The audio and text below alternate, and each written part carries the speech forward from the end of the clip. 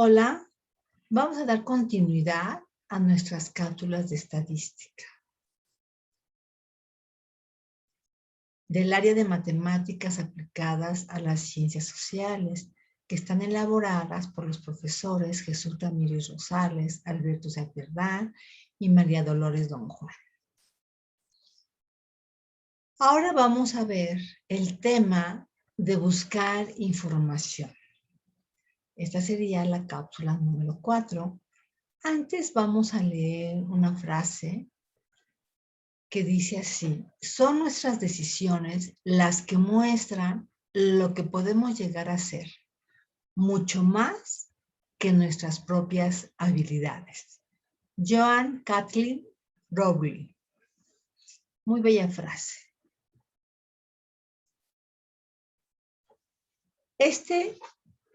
Esta lámina ya la vimos en una cápsula anterior, donde nos hicimos la pregunta que cuál será el proceso que un investigador deberá seguir para resolver un problema que se haya planteado. Habíamos dicho que son 5 grandes pasos, pero cada uno de estos pasos trae todo un proceso atrás. Ya vimos el primero, definir el problema, entonces tiene que poner el marco teórico, todo lo que ya mencionamos. En el 2 es formular una hipótesis, que también ya lo vimos, y ahora nos vamos al 3, a buscar información. Entonces, dando esa continuidad, ¿qué necesitamos para buscar información? Requerimos tener información fidedigna, de excelente calidad, para poderla aplicar en nuestra investigación y poder obtener buenos resultados y contrastar nuestra hipótesis. Entonces, vamos a presentar, bueno, primero vamos a ver que hay muchas instituciones de donde podemos obtener información. Aquí en México, una de ellas es el INEGI, que hace cada 10 años los censos, y cada 5 años hace otro tipo de censo diferente, y ahí tienen ellos muchas bases de datos. También hay otras instituciones diferentes donde se pueden recolectar datos, como el Instituto de Petróleo, por ejemplo, o en algunas instituciones, por ejemplo, en algunos laboratorios médicos, pero muchas veces su información de ellos es confidencial. En algunas partes del gobierno también se puede obtener cierta información dependiendo la temática que tengamos. En otras instituciones donde obtienen también información. Y lo más importante es que busquemos información que sea fidedigna y que podamos aprovechar en nuestras investigaciones. Entonces, ya nos planteamos anteriormente en la investigación, nos planteamos ya un problema, una hipótesis, que ya tenemos aquí una investigación. ¿Cuál sería el siguiente paso? El siguiente paso sería tener bien definida cuál es nuestra población, cuáles son los elementos de esa población, si vamos a utilizar alguna base de datos o si vamos a utilizar una muestra. Muchas veces utilizamos una muestra porque no podemos tener acceso a todas las unidades de la población. Y después, ¿qué método o qué instrumento vamos a utilizar para poder recolectar esa información? Eso es muy importante que tengamos esa parte clara. Y después, ¿qué vamos a hacer con esos datos? ¿Cómo los vamos a describir? ¿Qué gráficas? ¿Qué vamos a obtener? Entonces, si nos vamos a tener diferentes métodos de recolección, aquí un pequeño mapa mental, tenemos que hacer observaciones. Estamos haciendo una investigación social. Tenemos una cierta población donde queremos obtener información. ¿Qué criterios vamos a utilizar? El teléfono, una encuesta escrita, opiniones, ¿de qué tipo es la encuesta? Mi población es muy grande, tengo que hacer una muestra. ¿Cuándo lo voy a hacer? ¿Cómo lo voy a hacer? ¿Cómo lo voy a llevar a cabo? ¿Tengo que hacer comparaciones o no voy a hacer comparaciones? ¿Cómo está hecha mi hipótesis? Y muchas veces usamos muestras porque es muy elevado el costo de acceder a cada elemento de la población, a cada una de las unidades. Y podemos tener información inconsistente, ¿no? Podemos tener un montón de cosas, comparaciones, qué tipo de comparaciones queremos. Vamos a recordar nuestra definición de población. Población va a ser el conjunto de todos los elementos a los que vamos a someter a un estudio estadístico. Habíamos dicho que la población no solamente es de personas. La población pueden ser animales, pueden ser objetos como computadoras, como celulares, cámaras fotográficas, automóviles, casas, edificios, lo que se les ocurra. En biología utilizan otro tipo de cosas, en medicina también pueden utilizar maquinaria, utilizan diseño de experimentos también, hacen otras cosas diferentes también en biología. Y el individuo va a ser cada una de las unidades que representa a cada uno de los elementos de la población. Y es donde ahí vamos a ir extrayendo poco a poco. Solamente tenemos un elemento. Estamos recordando un poquito los conceptos para no olvidarlos. ¿Y cuáles serían los componentes del diseño de la muestra? Ya dijimos que dado el costo y el tiempo que implica analizar toda la población para obtener los datos, frecuentemente utilizamos muestras. Una muestra es un conjunto de la población, pero esa muestra tiene que ser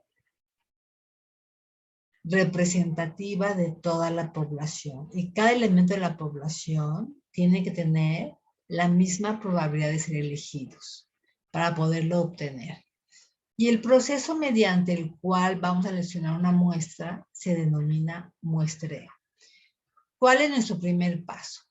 Primero hay que definir la población, tener muy clara la población y todo de acuerdo a nuestra pregunta de investigación, a nuestra hipótesis y tener claridad en la población.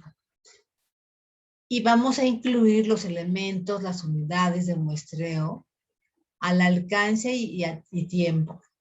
El segundo paso, vamos a identificar el marco muestral del cual vamos a seleccionar la muestra.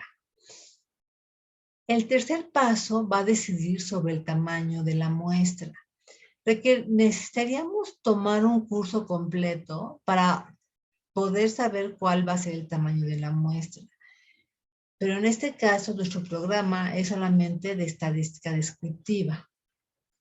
El quinto paso es seleccionar físicamente, perdón, el cuarto paso es seleccionar qué procedimiento específico vamos a llevar a cabo para determinar la muestra.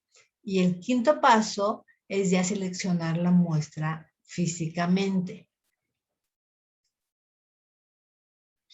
¿Qué componentes tiene un diseño de muestra, no? La precisión en la obtención de los datos es muy importante. Es necesario que la población, que la muestra sea representativa de la población. Seleccionar solo algunos elementos nos puede sesgar la información a la hora de obtener los resultados. Debemos evitar este sesgo y para poder evitar este sesgo, lo que hacemos es seleccionar al azar utilizando el método llamado muestreo aleatorio simple, que es una de las formas que más se utiliza para seleccionar una muestra. Y eso nos va a garantizar que todos los elementos tengan la misma probabilidad de ser considerados y que la elección se realice de forma independiente. Este tipo de muestreo puede tener sus beneficios y puede tener unas desventajas también. Si nosotros tenemos numerar a toda la población, va a ser muy fácil. Por ejemplo, Si nosotros queremos tomar un muestreo de todos los alumnos que al día de hoy están inscritos en el tronco divisional de la División de Ciencias Sociales y Humanidades en la UAM Xochimilco, ya podríamos de ahí elegir una muestra, pero hay que tenerlos numerados todos. Pero ¿qué pasa si tenemos otro tipo de poblaciones? No podemos numerar toda la población porque la desconocemos. Entonces ahí sería una desventaja.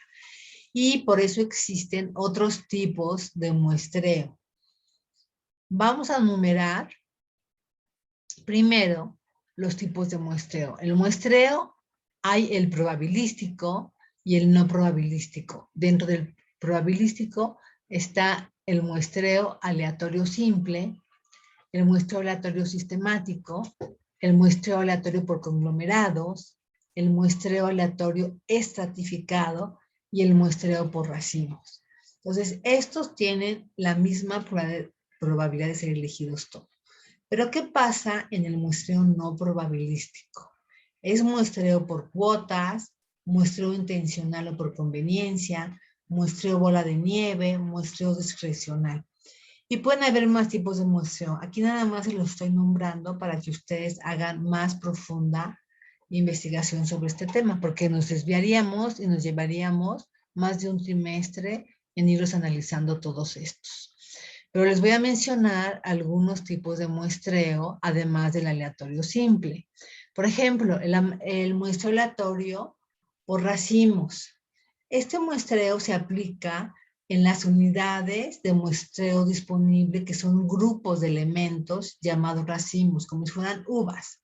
Por ejemplo, puede ser un vecindario o una manzana o una casa de la ciudad, donde se podrían considerar como racimos para un plan de muestreo de este tipo. Entonces, tenemos que incluir todos los racimos dentro de nuestra población. Y cuando hacemos el muestreo por racimos, censamos el racimo completo. Y entonces, el muestreo por racimos es una muestra aleatoria simple de racimos disponibles de una población, dependiendo de nuestra investigación. Por eso hay varios tipos de muestreo. El muestreo aleatorio sistemático, hay que muestrear a la población siempre y cuando esté ordenada, en forma alfabética o por número de cuenta, por número de empleado, por número de matrícula, por número, por RFC y otros elementos más. Se elige al azar un elemento de los primeros K elementos y después se incluye en la muestra cada Késimo elemento. Decimos entonces que se trata de un muestreo aleatorio sistemático de 1 en K elementos. Por ejemplo, si la K vale 5, quiere decir que mi primer elemento es el 5, el segundo elemento después del 5 sería el 10, o sea, cada 5, ¿no? Pero ¿qué pasa si me sale 20? Cada 20. Si es 25, cada 25. Entonces, este tipo de muestreo también tiene sus ventajas y sus desventajas, que esas se las dejo de tarea. El muestreo por conveniencia es un muestreo no probabilístico, como ya lo mencionamos en la tabla.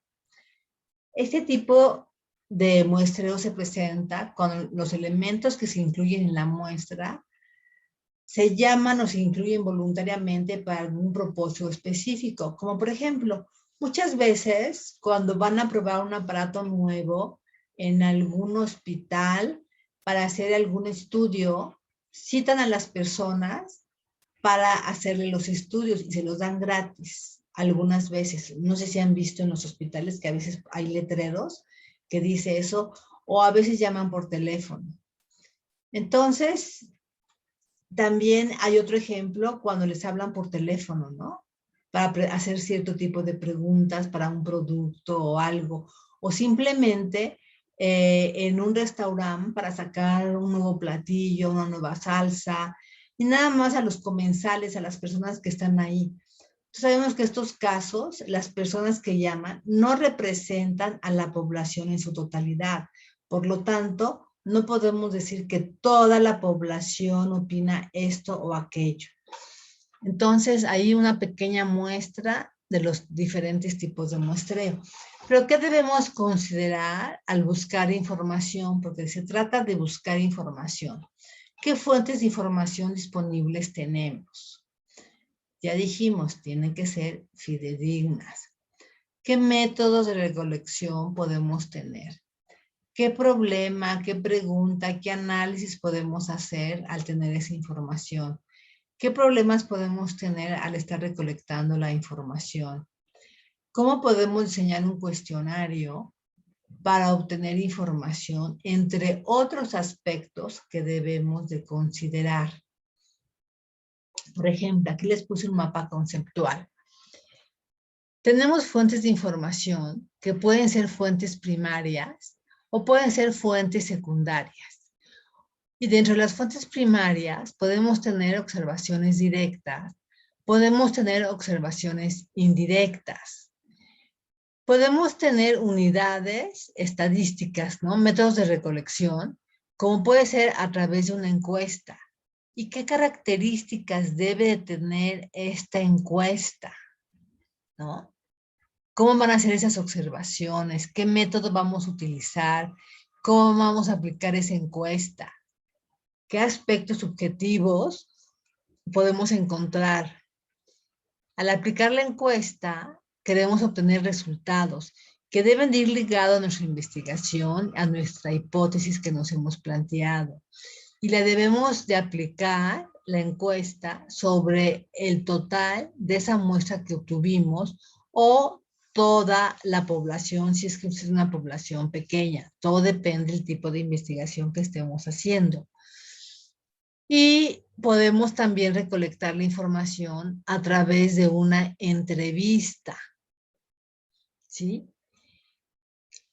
Una entrevista puede ser personal, puede ser por teléfono, puede ser por correo.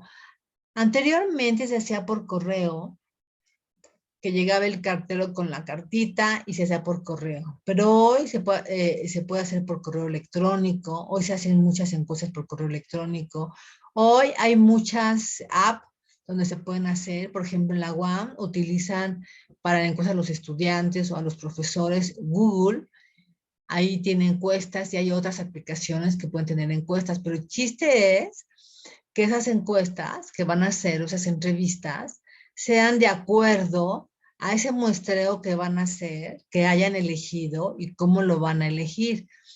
También está fuentes de información en la experimentación, donde se pueden manipular ciertas variables. Por ejemplo, en los medicamentos utilizan el medicamento que van a probar para curar cierta enfermedad y lo que le llaman el placebo. Entonces, ahí pueden estar manipulando las variables y no les dicen a las personas que le están dando la pastilla, están diciendo que esa pastilla los va a curar, pero no le están diciendo que es un placebo. Un placebo no es más que una pastillita con azúcar, ¿no? O algo así.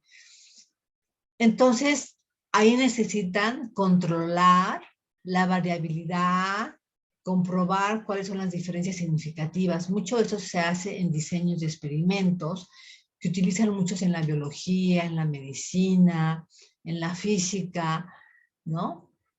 Probablemente en la NASA también. Entonces aquí podemos ver que podemos tener varias fuentes de información. Lo importante es que sean fidedignas. Recalco mucho la parte de fidedigna, porque muchas veces encontramos información que no es cierta, que es información falsa. Para eso también tenemos las revistas científicas. ¿Y qué problemas podemos tener? Que la gente no nos conteste, ¿sí? Puede ser que la gente no nos conteste, o nos conteste mal la encuesta, o no quiera contestarlo, o que las instrucciones del diseño no las hicimos en forma adecuada desde el principio, no capacitamos bien a todos los encuestadores. Podemos hacernos un buen de preguntas. Si las preguntas tuvieron cierta norma, las probamos. Hicimos antes una prueba piloto para checar nuestras preguntas o no las hicimos. Las comparamos, no las comparamos. ¿Cómo vamos a manejar esos cuestionarios? Los cuestionarios que no llenaron o nos llenaron mal. Si es a través de la entrevista, el tipo de preguntas que vamos a hacer, si son abiertas, son cerradas, están claras. O sea, podemos tener muchos tipos de problemas. Aquí solamente les puse algunos al manejar la información o al tener esos datos de información. Otro problema que podemos tener también en la recolección de datos es que el investigador o la persona que va a hacer las preguntas a través de la encuesta no debe de influir en el resultado ni sesgar la información. Muchas veces no se encuentran a las personas que vamos a encuestar de acuerdo a las que tenemos en la muestra o simplemente no quieren cooperar.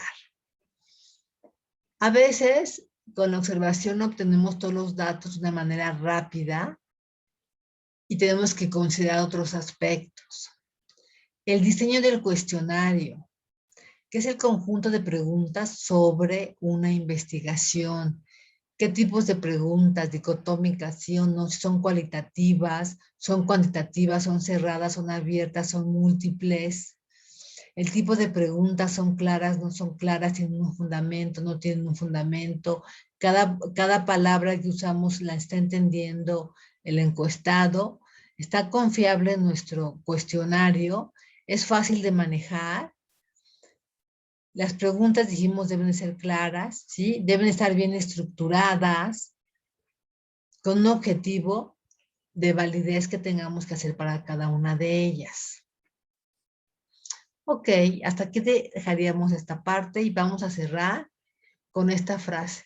La calidad de nuestras relaciones está ligada a la calidad de nuestras conversaciones. Muchas gracias. Espero que esta información les sirva y que busquen más información en los libros, porque de eso se trata, darles estas pequeñas cápsulas para que ustedes tengan la facilidad de entender mejor la literatura en los libros.